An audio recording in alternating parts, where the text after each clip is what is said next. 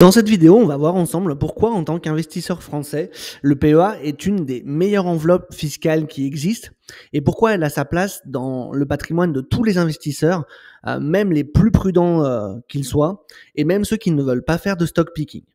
Donc dans cette vidéo, on va voir quelles sont les règles du PEA, comment ça fonctionne, quels sont ses avantages et ses inconvénients, et puis on va voir aussi 2-3 points qui sont un peu plus méconnus du grand public sur le PEA. Donc reste bien jusqu'à la fin de la vidéo si tu veux devenir un collab sur le PEA, et on y va. Donc déjà, la première chose à savoir sur le PEA, c'est que ce n'est pas un investissement en tant que tel, mais bien une enveloppe d'investissement dans laquelle vous allez pouvoir loger différentes classes d'actifs.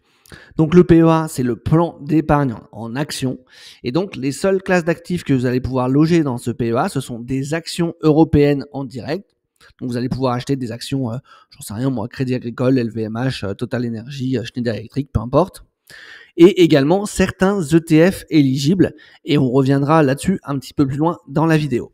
Donc le PEA, il est réservé aux résidents fiscaux français. Si vous avez votre résidence fiscale hors de France, vous ne pouvez donc pas ouvrir de PEA.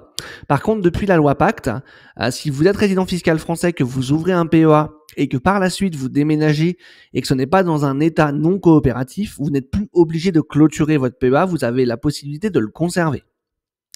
Vous ne pouvez avoir qu'un seul PEA par personne et c'est 2 PEA par foyer fiscal maximum. Donc ça, il y a peu de gens qui le savent. Ce qui fait qu'en fait, si vous avez des enfants majeurs qui sont encore rattachés à votre foyer fiscal, ils ne peuvent pas avoir un PEA classique. Ils sont obligés d'ouvrir un PEA jeune dont le plafond de versement est de 20 000 euros. Et le jour où votre enfant majeur n'est plus rattaché à votre foyer fiscal, ce PEA jeune se transformera automatiquement en PEA classique avec toutes les règles du PEA classique. Le PEA, il est également transférable entre établissements. Donc si jamais vous avez ouvert votre PEA dans une banque physique qui vous facture trop de frais à votre goût, sachez que ce n'est pas une fatalité en soi, vous n'êtes pas obligé de le clôturer pour aller le rouvrir ailleurs, même si bon, si vous l'avez ouvert il y a 3 mois, c'est peut-être plus intéressant de le clôturer pour aller le rouvrir, ça ira plus vite. Mais si vous avez un PEA que vous avez depuis quelques années, vous avez la possibilité de le transférer vers un autre courtier qui sera potentiellement peut-être plus intéressant pour vous. Et enfin, sur le PEA, vous ne pouvez pas verser plus de 150 000 euros. Et là, on parle bien de plafond de versement. Donc ça, c'est une chose que les gens ont un peu de mal à comprendre. C'est qu'en fait, à partir du moment où vous avez versé les 150 000 euros, vous ne pourrez plus verser dessus même si vous avez fait des rachats. C'est-à-dire que, je vous prends un exemple tout bête.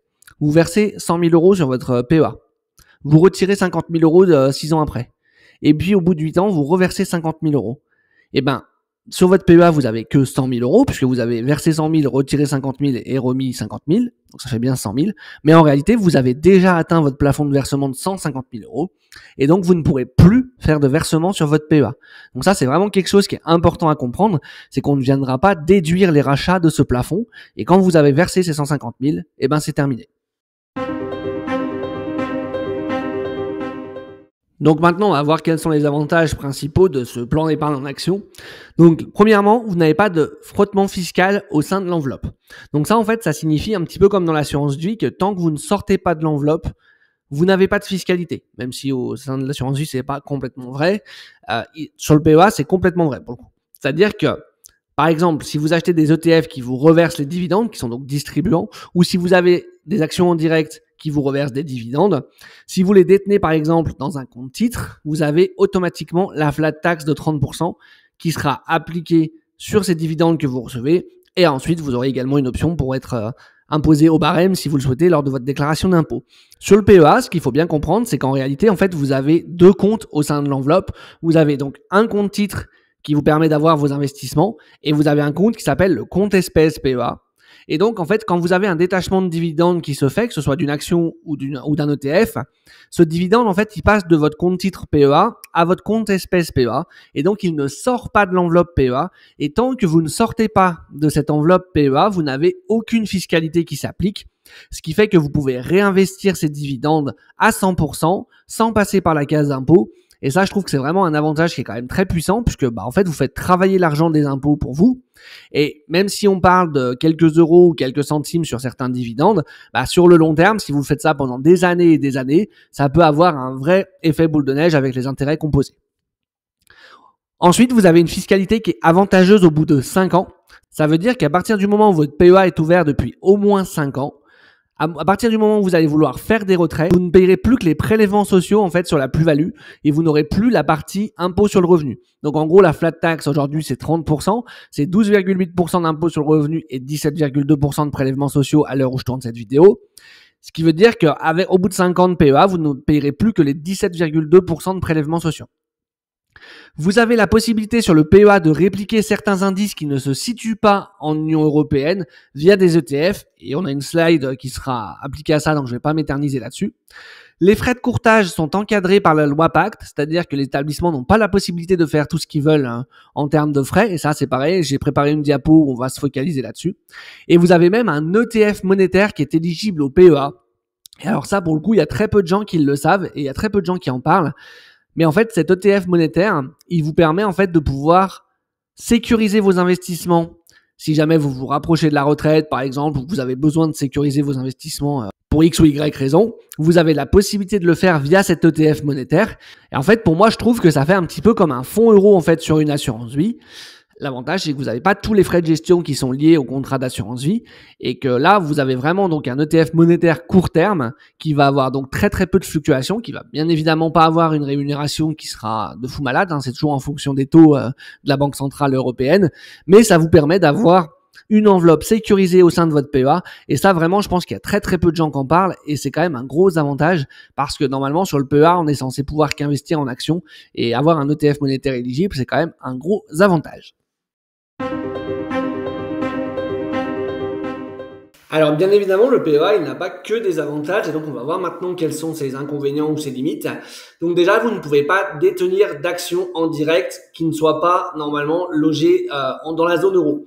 C'est-à-dire que vous pouvez acheter des actions qui sont au Danemark comme Novo Nordisk ou des choses comme ça dans votre PEA, mais vous ne pourrez pas avoir du Apple, du Amazon ou du Microsoft qui sont des actions américaines. Vous ne pourrez pas les détenir en direct sur votre PEA.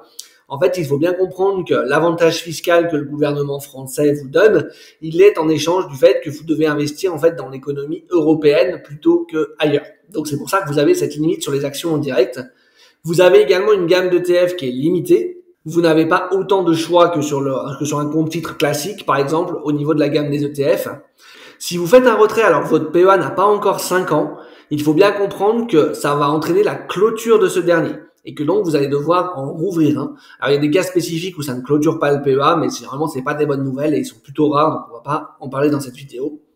Et si jamais vous êtes amené à faire un retrait dans les 5 ans et que ça clôture votre PEA, vous avez la flat tax de 30% sans autres options. Vous savez, en fiscalité française, on a toujours le choix normalement entre la flat tax et réintégrer les revenus au barème de l'impôt sur le revenu. Dans ce cas précis, en fait, on n'a pas la possibilité de réintégrer au barème, c'est forcément la flat tax. Donc si vous êtes non imposable, vous paierez quand même des impôts sur ce cas précis. Ensuite, tout à l'heure, je vous avais dit qu'on avait la possibilité de le transférer entre établissements bancaires.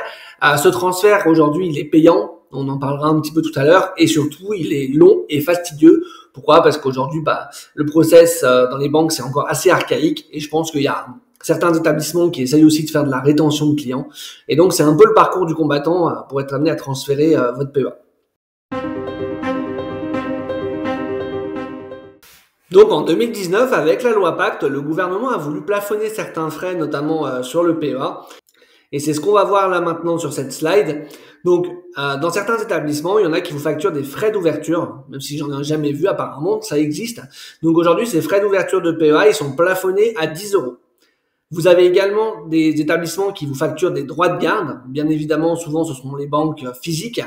Donc ces droits de garde, aujourd'hui, sont plafonnés à 0,4% de l'encours.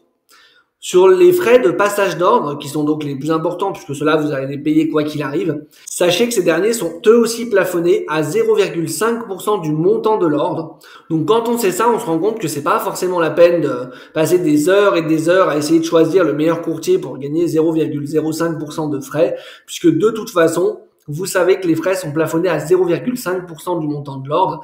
Et donc là-dessus, c'est pas là-dessus que vous allez devoir jouer pour gagner énormément d'argent. Même si encore une fois, sur le long terme, ça peut avoir un impact, je pense que ça vaut pas le coup de passer 3 semaines, un mois là-dessus à chercher qui est le meilleur courtier pour gagner 0,01% de frais.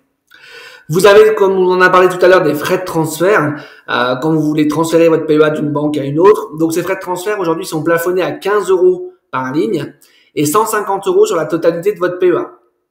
Et bien évidemment, comme on parle de frais, vous avez normalement pas d'autres frais que les frais de passage d'ordre sur un PEA si vous avez un bon courtier, mais vous aurez bien évidemment aussi les frais de gestion des fonds, donc des ETF ou des fonds actifs si vous choisissez d'en mettre, et si vous mettez des actions en direct, là bien évidemment vous n'aurez pas de frais. Donc on va faire maintenant un petit focus sur les ETF.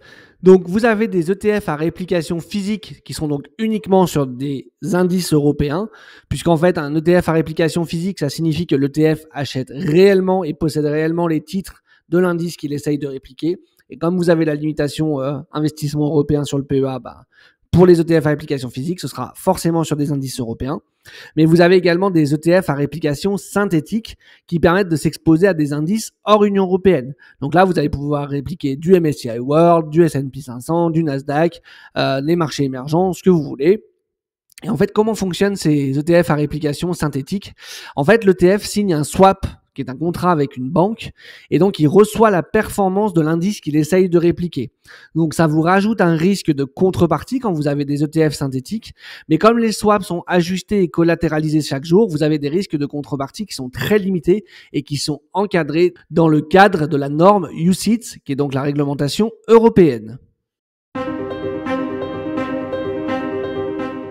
Donc en conclusion, pour moi, le PEA, c'est vraiment l'enveloppe que chaque investisseur français devrait détenir, même si malheureusement, dans les réalités, c'est loin d'être le cas. Donc en conclusion, le PEA, c'est une fiscalité avantageuse au bout de 5 ans, pas de frottement fiscal au sein de l'enveloppe, une possibilité de répliquer certains indices même hors Union européenne grâce aux ETF, la possibilité de s'exposer au marché monétaire pour se sécuriser au sein de l'enveloppe, et une enveloppe beaucoup moins chargée en frais que l'assurance vie. Voilà, on arrive à la fin de cette vidéo, j'espère que ça vous aura plu. Comme d'habitude, un like, un commentaire, un partage, ça m'aide beaucoup. N'hésitez pas surtout à vous abonner et à activer la petite cloche pour ne pas manquer la sortie des prochaines vidéos. Et moi, j'espère justement vous retrouver sur une prochaine vidéo pour vous aider à vous aussi devenir un investisseur indépendant. Et je vous dis allez, ciao, à la prochaine.